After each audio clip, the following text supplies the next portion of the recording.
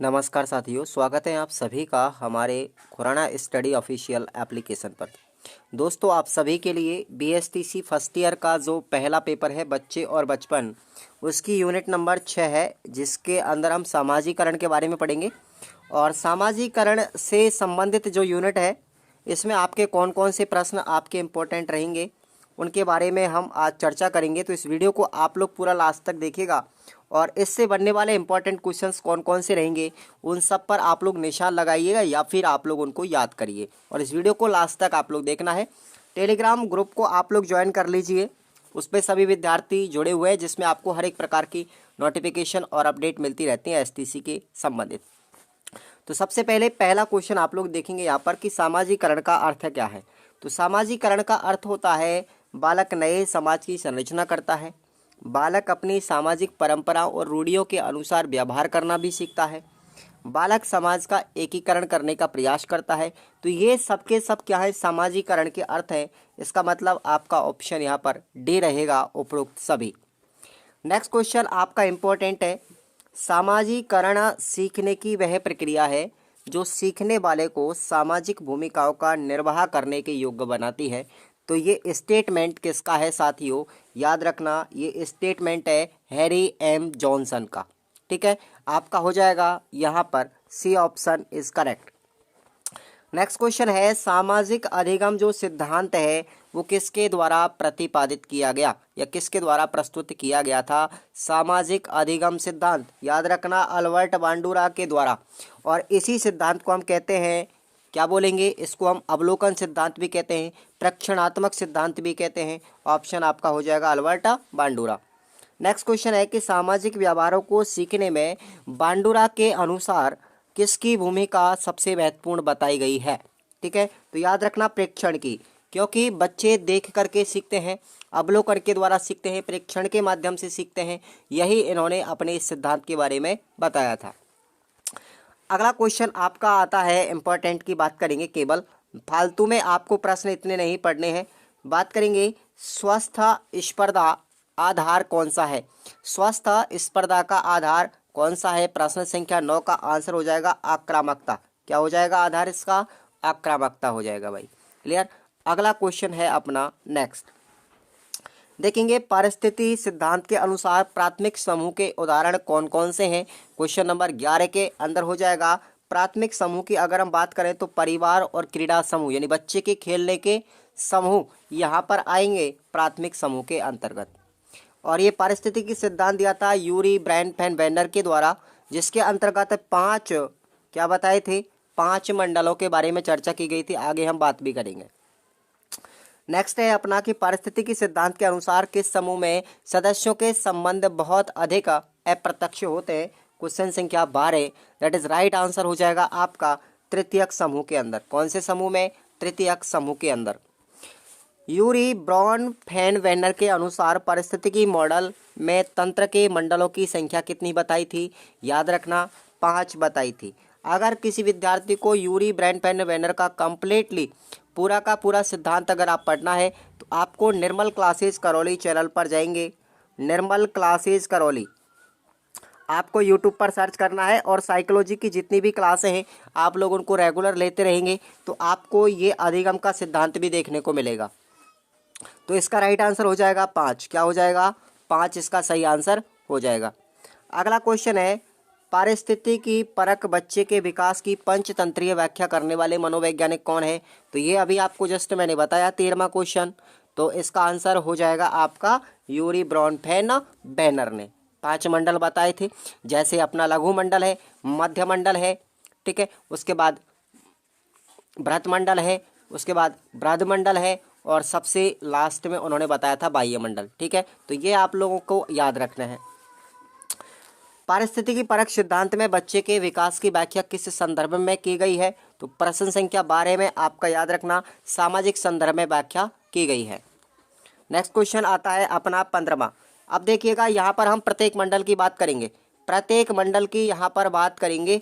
तो अब यहाँ से प्रश्न बनेगा, ठीक है। आपको इस सिद्धांत को अगर ढंग से पढ़ना है तो टेंशन मत लीजिए, आप लोग यूरी ब्रॉनफेन वेनर का आप लोगों को मैंने अलग से सिद्धांत पढ़ाया है, निर्मल क्लासेस पर आपको बहुत अच्छे डीपली तरीके से समझ में भी आएगा, पूरी थ्योरेटिकल पार्ट है वो।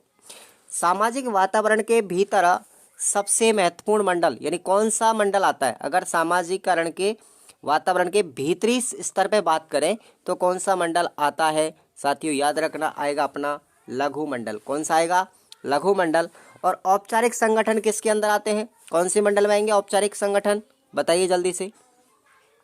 औपचारिक आते हैं हमारे लघु मंडल के अंदर ही, ठीक है ना, लघु मंडल के अंदर ही आते हैं। सॉरी, किस में आएंगे? बाह्य के अंदर, सॉरी बाह्य मंडल के अंदर आते हैं। 17वें में सी ऑप्शन कर लीजिए। नेक्स्ट है अपना, किस मंडल में ऐतिहासिक घटनाएं और दशाएं सम्मिलित की जाती है? तो ये तो आप लोगों को पता होता है कि माता पिता के तलाक, कुछ ऐतिहासिक घटनाएं जो होती हैं वो आती है हमारी घटना मंडल के अंतर्गत, ठीक है। ये सबसे अंतिम है घटना मंडल। अगला क्वेश्चन है अपना, सामाजिकरण की प्रथम पाठशाला कौन सी है? बताइए, सामाजिकरण की प्रथम पाठशाला कौन सी है? तो याद रखेंगे परिवार होती है। बालक के सामाजिकरण का प्राथमिक घटक कौन सा होता है? प्राथमिक घटक जो है वो परिवार ही होता है। नेक्स्ट क्वेश्चन है, देखेंगे आप लोग, सामाजिक अनुभवों का केंद्र बिंदु क्या होता है? तो सामाजिक अनुभवों का जो केंद्र बिंदु है वो भी हमारा समुदाय होता है, यानी अपना समाज होता है। अगला क्वेश्चन है अपना, बालक को सर्वाधिक प्रभावित करने वाला प्रमुख घटक कौन सा है? तो याद रखेंगे आप लोग 24वें क्वेश्चन का आंसर हो जाएगा अपना खेल का मैदान, ठीक है ना, खेल का मैदान। नेक्स्ट क्वेश्चन देखेंगे आप लोग, बालक के सामाजिक विकास में सबसे महत्वपूर्ण कारक कौन सा है? सामाजिक कारकों की अगर बात की जाती है तो यहाँ पर आंसर होगा अपना वातावरण। ये सामाजिक कारक है और ये वंशानुगत अपना जन्मजात कारक है, ठीक है ना। अगला क्वेश्चन है अपना, देखेंगे, अजमेर में ख्वाजा साहब की दरगाह पर, ये तो आप लोग सब जानते हैं, ख्वाजा साहब की दरगाह पर किस प्रकार के व्यक्ति आते हैं बताओ? केवल मुसलमान आते हैं या सिख ईसाई आते हैं? सभी धर्मों के लोग आते हैं, इनमें से कोई नहीं। तो 30वां नंबर का जो प्रश्न है इसमें भैया आपके हो जाएंगे सभी धर्मों के लोग जाते हैं ख्वाजा मुइनुद्दीन चिश्ती की दरगाह जो अजमेर में बनी हुई है, ठीक है। सी ऑप्शन लॉक कर लीजिए। नेक्स्ट क्वेश्चन है अपना, विभेदीकरण का आधार बताएंगे। विभेदीकरण का जो आधार है वो कौन सा है? एक आधार आपसे पूछा गया है विभेदीकरण का जो ऑप्शन के अकॉर्डिंग है, तो वो है अपना जेंडर। जेंडर यानी लिंग भेदभाव, क्लियर। नेक्स्ट क्वेश्चन आएगा अपना, रूथ हार्टले के अनुसार जेंडर आधारित सामाजिकरण कुल कितनी प्रक्रियाओं के द्वारा होता है? इंपॉर्टेंट क्वेश्चन है, लगाई निशान है आप लोग। तो रूथ हार्टले के अनुसार अगर बात करें तो जेंडर जो आधारित सामाजिकरण है उसकी जो प्रक्रियाएं होती हैं वो होती है अपनी कुल टोटल 4, ठीक है। अगला है अपना इसी में कि रूथ हार्टले के अनुसार किस प्रक्रिया के द्वारा लड़के और लड़कियों का ध्यान विशेष चीज़ों या उसके खास पक्षों की ओर निर्देशित किया जाता है? दैट इज 35वें क्वेश्चन का आंसर हो जाएगा अपना धाराबद्धता। क्या हो जाएगा? धाराबद्धता, बी ऑप्शन। अगला अपना क्वेश्चन है कि भाई यहाँ पर देखेंगे, मानव में क्रोमोसोम यानी गुणसूत्र का कौन सा जोड़ा लिंग का निर्धारण करता है? बहुत इंपॉर्टेंट क्वेश्चन है, तो याद रखेंगे आप लोग। मानव के अंतर्गत अगर हम बात करें तो कितने जोड़ी गुणसूत्र होते हैं? बताइए। 23 जोड़ी गुणसूत्र होते हैं। कितने? 23 जोड़ी, यानी 40 गुणसूत्र होते हैं। उनमें से 44 गुणसूत्र जो होते हैं साथियों वो कायक निर्माण में काम आते हैं, यानी शरीर का निर्माण करते हैं। बाकी का एक जोड़ी जो गुणसूत्र है यानी 23वां जोड़ा, कौन सा? 23वां जोड़ा जो है वो हमारे लिंग निर्धारण में काम आएगा। तो राइट आंसर होगा अपना ए, यानी कि 23वां जो जोड़ा है, एक जोड़ी गुणसूत्र अपने लिंग निर्धारण में काम करते हैं। बाल प्रताड़ना किससे होती है भैया? बाल प्रताड़ना तो आप लोग किसी भी तरीके से कर सकते हो, शारीरिक रूप से भी, मानसिक रूप से, भावनात्मक रूप से, उपरोक्त सभी प्रताड़ना तो किसी भी तरीके से कर सकते हो। और बाल प्रताड़ना का जो सवाल है, क्वेश्चन है, बाल प्रताड़ना क्या है, इसको किस तरीके से रोका जा सकता है, प्रश्न बन सकता है आपके, याद रखना आप लोग। विश्व में सर्वाधिक बाल मजदूर किस देश में है? बताएंगे जल्दी से, किस देश में है सबसे ज़्यादा? हमारे भारत के अंदर ही है। बड़ी गनीमत की बात है, बड़ी अफसोस की बात है कि आज भी हमारे भारत के अंतर्गत बाल श्रम करवाया जाता है। अब हम बात करते हैं आगे, अगले क्वेश्चनों पर देखेंगे। आप ये परिभाषा आप लोग याद रखना, सामाजिकरण की इंपॉर्टेंट मैंने आपको ऑब्जेक्ट में बता दी। अब हम बात करते हैं सामाजिकरण है क्या, किसे कहते हैं सामाजिकरण? तो जिस प्रक्रिया के माध्यम से प्राणी शास्त्रीय व्यक्तित्व के सामाजिक व्यक्तित्व का निर्माण और विकास करता है उसे हम सामाजिकरण कहते हैं। लगा लीजिए इस पर निशान, इंपॉर्टेंट है। नेक्स्ट क्वेश्चन है ये वाला, क्वेश्चन नंबर 4 है कि बेंडूरा के अनुसार किशोर अवस्था में संवेग अस्थिरता के कोई दो कारण। तो दो कारण आपको याद रखना है, यौन व्यवहार पर जरूरत से ज़्यादा बल देना और अनुरूपता व्यवहार के दूसरों के द्वारा बढ़ चढ़ करके व्याख्या करना। तो ये दो हमारे किशोर अवस्था में संवेग अस्थिरता के कारण है according to Albert Bandura. That is important question है, लगा लीजिए निशान। नेक्स्ट क्वेश्चन है अपना कि भाई संप्रेषण क्या होता है। ये आप लोग जानते हो कि जब दो व्यक्तियों के मध्य में आपसी विचारों और भावों का जो हम आदान प्रदान करने हैं, और ये आदान प्रदान करने की जो प्रक्रिया है ये हमारी क्या कहलाती है, संप्रेषण कहलाती है, कॉम्प्रिहेंशन कहलाती है। ठीक है ना। अगला क्वेश्चन आपके लिए देखेंगे, सामाजिक अंतःक्रिया क्या है, इसका अध्ययन हम कैसे कर सकते हैं। और ये क्वेश्चन 2 बार आ चुका है और इम्पोर्टेंट भी है। तो सामाजिक अंतःक्रिया स्वयं के सीखने का एवं समाज में स्वयं को ढालने का एक आधार है। इस प्रकार बच्चों में अनवरत रूप से सामाजिक व्यवहार की सही समझ विकसित होती है, जो समाज एवं संस्कृति के अस्तित्व को बनाए रखती है। सामाजिक अंतःक्रिया का हम 2 स्तरों पर अध्ययन करते हैं, एक तो है सूक्ष्म और दूसरा है बृहद। ठीक है, 2 स्तर होते हैं, सूक्ष्म और बृहद। हम बात करते हैं यहाँ पर सूक्ष्म अंतःक्रिया की। अगर सूक्ष्म स्तर पर किया जाए तो व्यक्ति के मध्य तक ही सीमित होती है। ये अंतःक्रिया व्यक्ति के मध्य तक सीमित होती है और इसमें एक व्यक्ति का दूसरे व्यक्ति के साथ पारस्परिक संबंध होने के कारण सामाजिकता के गुणों को ग्रहण भी करता है। अगर हम बृहद अंतःक्रिया की बात करें तो ये हमारी समुदाय, राज्य, राष्ट्र एवं अंतर्राष्ट्रीय स्तर तक विस्तार लिए हुए होती है। इसमें व्यक्ति विशेष विस्तृत रूप से संबंध स्थापित करता है एवं एक दूसरे की संस्कृति के आचार विचारों की आत्मसात भी कर लेता है। ठीक है ना। अब और आप लोगों को मैं बता दूं, देखेंगे अगला क्वेश्चन है अपना कि सामाजिकरण के विभिन्न प्रकार कौन कौन से हैं। ये प्रश्न बहुत इंपॉर्टेंट है, इस पर आप लोग निशान लगा लीजिए। सामाजिकरण के 3 प्रकार हैं, प्राथमिक सामाजिकरण, दूसरा है सुनियोजित सामाजिकरण और तीसरे नंबर पर है प्राकृतिक सामाजिकरण।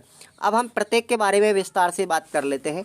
देखेंगे प्राथमिक सामाजिकरण, बच्चे के जन्म के बाद ही सामाजिकरण की प्रक्रिया आरंभ हो जाती है और यह प्रक्रिया बच्चों के उस परिवेश विषयों की उपज है जिसमें वह पल रहा है, बढ़ रहा, उसका लालन पालन हो रहा है। सुनियोजित सामाजिकरण में यह बालकों को प्रेरित करने वाला एक सामाजिकरण होता है जो पहले से ही निर्धारित होता है, नियोजित किया जाता है।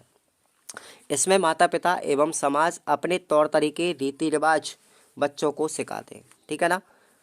उसके बाद है प्राकृतिक सामाजिकरण, बच्चा प्रकृति में स्वयं का विकास स्वतः ही करते हैं और इसलिए कहा जाता है कि प्रकृति के आगोश में रहकर बच्चे समाज में तौर तरीके सिखाते हैं। ठीक है। अब हम अगली बात करेंगे। अगला प्रश्न है हमारा, देखेंगे प्रश्न है अपना कि शिक्षक के कोई 3 कार्य। तो ये आप लोग जानते हो, बच्चे के प्रति चरित्र का निर्माण करना, व्यक्तित्व का विकास करना और सामाजिकरण का विकास करना। ठीक है। अगला क्वेश्चन है अपना इंपॉर्टेंट, बताएंगे केवल आपको। देखिए यहाँ से लगाइए, लघु मंडल में कौन कौन से वर्ग आते हैं। देखो यूरी ब्रांड फेंडरवेंडर का आप लोग ढंग से पढ़ के जाना, ये प्रश्न इंपॉर्टेंट है। इसके अंदर एक प्रश्न आपको देखने को मिलेगा। तो लघु मंडल के अंदर जो बच्चों का परिवार है, संगी साथी है, विद्यालय, रास पड़ोस, ये सब आते हैं हमारे लघु मंडल अंतर्गत। अगर हम मध्य मंडल की बात करें तो मध्य मंडल के अंतर्गत आते हैं यहाँ पर परिवार, आस पड़ोस, संगी साथी, विद्यालय, आपसे का क्या बनाता है, संबंध बनाने का काम करता है। यहाँ पर इनके साथ संबंध बनाएगा मध्य मंडल के अंदर आके। ठीक है। और अगर बाह्य मंडल की बात करें तो बाह्य मंडल में आता है शारीरिक, सामाजिक और संवेगात्मक विकास जो होता है वो बाह्य मंडल के अंदर आता है। ठीक है ना। अब हम बात करते हैं अगले क्वेश्चन की, कौन सा आएगा देखेंगे, अनाथालय से क्या तात्पर्य। अनाथालय होते क्या हैं आप लोग जानते हो, ऐसे बच्चे जिनके माता पिता गुजर चुके होते हैं, जिनका निधन हो चुका होता है, तो उनको पालने वाला कोई नहीं होता, वो लावारिस बच्चे होते हैं। ठीक है। तो उनके रखरखाव के लिए, उनकी देखभाल करने के लिए ये अनाथालय खोले जाते हैं। ठीक है ना। नेक्स्ट क्वेश्चन है अपना, देखेंगे। हाँ, अब आइए, बालक का सामाजिकरण करने में परिवार का एक योगदान आपको लिखना है। तो देखेंगे आप लोग कि परिवार का योगदान बालक के सामाजिकरण स्तर को बढ़ाने में किस प्रकार से महत्वपूर्ण उपयोगी है। बालक के सामाजिकरण का सबसे प्रमुख और सबसे महत्वपूर्ण कारक परिवार ही होता है। और ये किम्बल यंग की एक परिभाषा है कि समाज के अंदर सामाजिकरण के विभिन्न साधनों में परिवार सबसे महत्वपूर्ण अधिक उपयोगी है। बालक का जन्म परिवार में होता है, पर वहीं पर उसका विकास भी होता है। परिवार में ही वह खाना पीना, उठना बैठना, चलना फिरना, वस्त्र पहनना, पूजा पाठ आदि जैसे कार्य भी सीखता है। और परिवार में ही वह समाज के नियमों का प्रारंभिक एवं व्यावहारिक ज्ञान भी प्राप्त करता है। परिवार में ही वह प्रेम, सहयोगी, सहकारिता, सहानुभूति, दया, क्षमा, त्याग, सद्भाव जैसे गुणों का विकास भी उसका परिवार के अंदर ही होता है। अतः परिवार सामाजिकरण का सबसे अधिक स्थायी साधन है। माता पिता, भाई बहन, दादा दादी, चाचा चाची, ताऊ ताई आदि परिवार के सभी सदस्य बालकों के सामाजिकरण में सक्रिय रहते हैं। और परिवार के सदस्य ही बालक को अच्छा बुरा, उचित अनुचित, सही गलत, न्याय संगत, अन्याय संगत ये सब गुणों का विकास भी करते हैं, आदि का ज्ञान भी कराते हैं। परिवार के सहयोगी और भावात्मक वातावरण का बालक के सामाजिकरण पर अनुकूल प्रभाव पड़ता है। और आपराधिक, विकृत और विघटित परिवारों का बालक के सामाजिकरण पर बुरा प्रभाव भी पड़ता है। तो आप लोग जैसा परिवार के अंदर बच्चे को सिखाते हो वैसा ही बच्चा सीख लेता है। अगर बात करें कि बालक के सामाजिकरण में विद्यालय की क्या भूमिका होती है, तो यहाँ पर बालक के सामाजिकरण में जैसे परिवार है, विद्यालय है, आस पड़ोस है, मित्र मंडली है, इन सब का क्या प्रभाव पड़ा। तो प्रश्न तो एक आपका यहीं से बनेगा। किसी का भी प्रभाव आपसे पूछा जा सकता है, चाहे वो विद्यालय का पूछे, चाहे परिवार का पूछे, चाहे मित्र मंडली का पूछे, चाहे किसी का भी, लेकिन एक प्रश्न आपका यहाँ से बनेगा। ठीक है ना। ज़्यादा दोनों इन प्रश्नों में अंतर नहीं है, उद्देश्य सबका एक ही है, बच्चे का सर्वांगीण विकास करना। तो परिवार के बाद में स्कूल जाता है बच्चा, जहाँ बच्चे का सामाजिकरण होता है। स्कूल में उसे मानसिक, सामाजिक और संवेगात्मक विकास के लिए प्रेरणा देता है।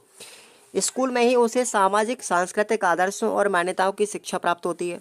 बच्चा समझने लगता है कि परिवार की अपेक्षा स्कूल कहीं अधिक विस्तृत समाज है। अन्य बच्चों के संपर्क में आने से उसका सामाजिकरण तीव्र गति से होने लगता है। सबसे महत्वपूर्ण बात तो जो बच्चा स्कूल में सीखता है वह है प्रतियोगिता। कक्षा में, खेल के मैदान में, परीक्षा में, सभी जगह प्रतियोगिता होती है।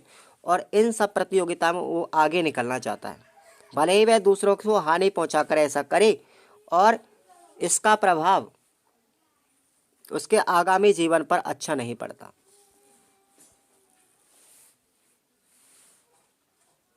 ठीक है ना। तो ये प्रश्न आप लोग याद रखना।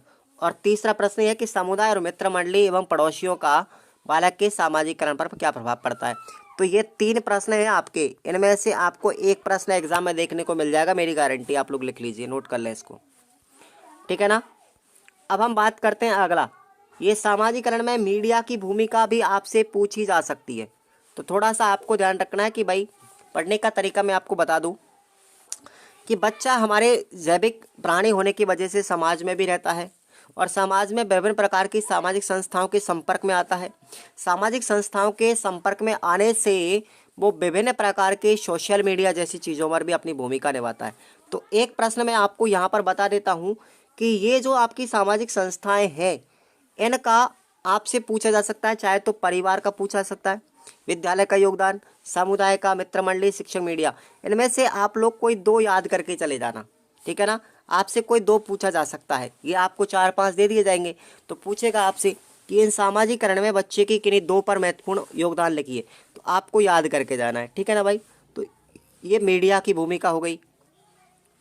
मैंने आपको नोट्सों में इस तरीके से आपको पढ़ाया कि आपको इतनी दिक्कत नहीं आएगी। अब हम बात करते हैं सामाजिकरण की व्यक्तित्व के विकास में क्या भूमिका है। तो ये भी अपना ठीक नहीं है प्रश्न अभी, इसको देखिए आप लोग। बच्चे नशाखोरी और हिंसा के शिकार क्यों हो जाते हैं, क्यों उनमें ये प्रवृत्ति जागृत हो जाती है। तो बच्चे बड़ों से ज़्यादा संवेदनशील होते हैं, ये भेदभाव से परे सभी के प्रति स्नेह भी रखते हैं। ऐसा ही विश्वास और स्नेह बड़ों से चाहते हैं, परंतु बच्चों के पढ़ने और लिखने की आयु में उनको क्या होती है, विपरीत परिस्थितियों से गुजरने के कारण उनको कुछ गलत लत लग जाती है, मजबूर कर देती है कुछ, और वो अमानवीय कार्य करने लग जाते हैं। इस तरह हम बच्चों का विश्वास खोने लगते हैं और बच्चे विपरीत परिस्थितियों में अपने अस्तित्व को कायम रखने के लिए गलत दिशा में प्रस्थान कर जाते हैं।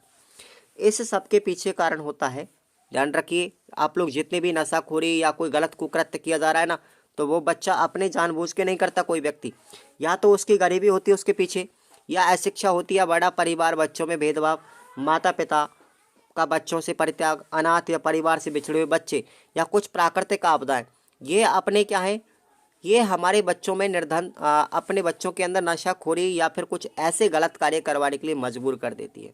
तो आपसे कारण भी पूछे जा सकते हैं, तो कारण है इसके। ये बच्चे सामान्यतः हिंसा में लिप्त हो जाते हैं और उसमें नशे की आदत पड़ जाती है। बाल प्रताड़ना से उनमें घृणा, भय और उग्रता आ जाती है। पारिवारिक मनमुटाव जैसे माता पिता का झगड़ा, शराब पी करके मारना पीटना आदि बातों से भी बच्चे पर गलत प्रभाव पड़ता है।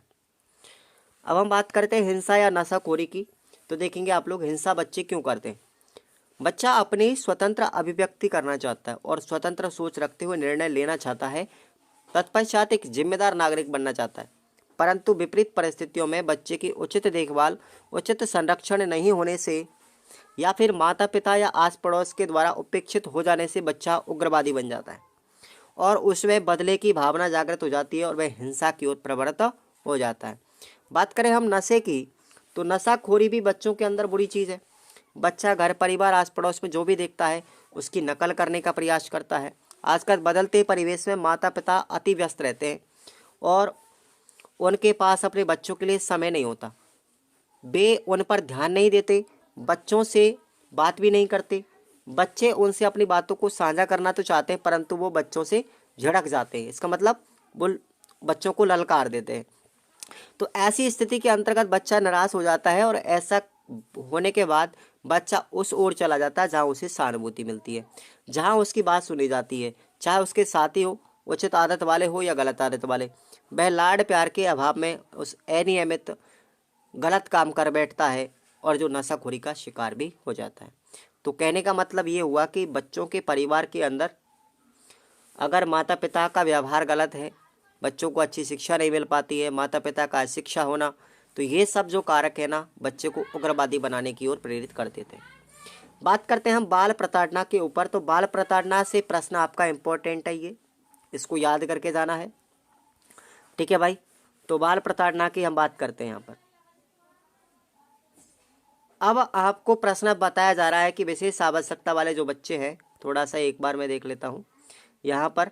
देखिए, विशेष बच्चों पर विपरीत परिस्थितियों का क्या क्या प्रभाव पड़ता है, प्रश्न ये वाला इंपॉर्टेंट है, इसको लगाइए आप लोग। तो विपरीत परिस्थितियों का प्रभाव मैंने आपको अभी बताया था जस्ट, कि बच्चों पर विपरीत परिस्थितियों का किसी भी स्थिति में अनुकूल प्रभाव नहीं पड़ता। वे अपने आप को एकाकी, हीन भावना से ग्रस्त, उग्र या अंतर्मुखी अथवा बाहरमुखी, संवेदनशील या कुसमायोजित समझने लगते हैं।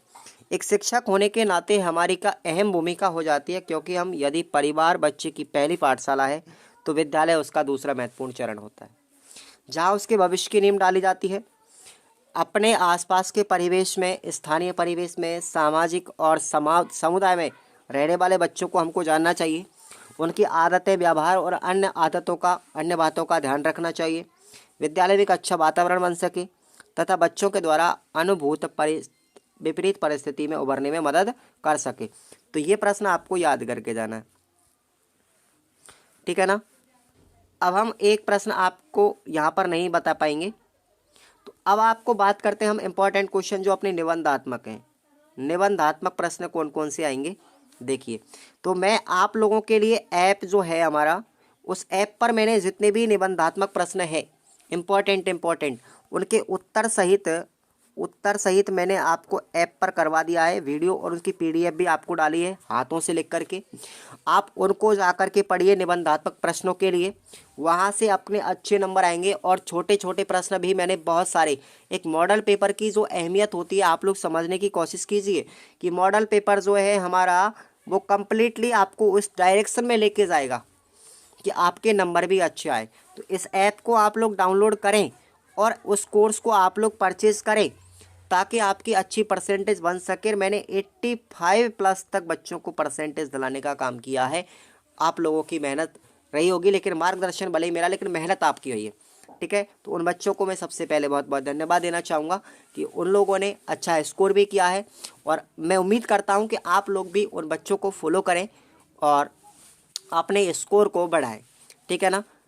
तो आप सभी लोग ऐप को डाउनलोड कर लीजिए। धन्यवाद। और क्लासों को रेगुलर यूट्यूब पर भी लेते रहिए और एप्लीकेशन पे भी लेते रहिए। धन्यवाद।